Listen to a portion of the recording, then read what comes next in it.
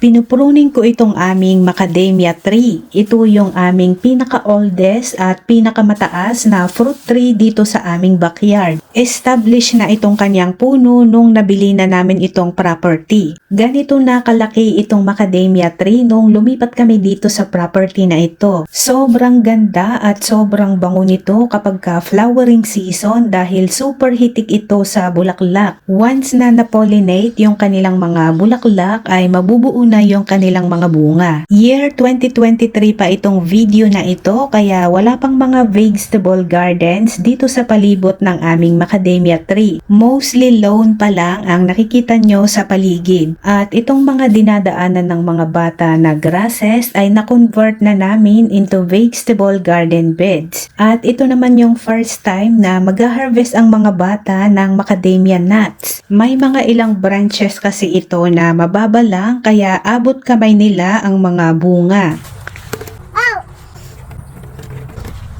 Yeah. At trivia lang, itong macadamia nuts ang most expensive nuts in the world dahil kokonti lang kasi ang mga commercial growers ng macadamia nuts kaya very limited ang supply. Number 2 reason kung bakit most expensive ito dahil it take longer years to produce. Kapag grafted ay umaabot ito ng 4 to 7 years bago mamunga. At kapag seed grown naman ito ay umaabot ito ng 7 to 10 years. Number 3 reason, macadamia has the hardest shells of any edible nut. Kaya kailangan pang mag-invest ng specialized machinery para makrack yung kanyang mga shell. And number 4 reason, harvesting is labor intensive. Mahirap kasing ma-identify kung ready na yung macadamia dahil yung kanyang kulay ay hindi nag-iiba. Kaya ang mostly practice ng mga growers ay inaantay nilang mahulog yung nut sa ground. Yun yung sign na ready na yung mga nuts. At hindi kasi sabay-sabay na mahuhulog yung mga nuts kaya kailangan ng repeated harvesting during the season. Kaya very time consuming ang pag-harvest nitong macadamia na nakakadagdag doon sa presyo. And number 5, very complex processing bago makarating sa merkado itong mga macadamia nuts. Pag freshly harvested kasi ito ay mataas yung kanyang moisture content. Maiko-compare ko yung lasa ng fresh macadamia nuts sa coconut. Para sa akin, mas prefer ko ang lasa ng fresh macadamia nuts kasi mas malinamnam ito. Yung mga binebenta na kasi sa market ay dinadried para hindi siya masira. Magkaiba yung lasa ng dried at saka fresh na macadamia nuts. Ang dried macadamia nuts ay maikukumpara ko naman sa lasa ng cashew nuts. Binawasan ko ang mga sanga nitong macadamia tree dahil kino-cover up niya yung mga katabing fruit trees, mga kalamansi, mangga at saka papaya.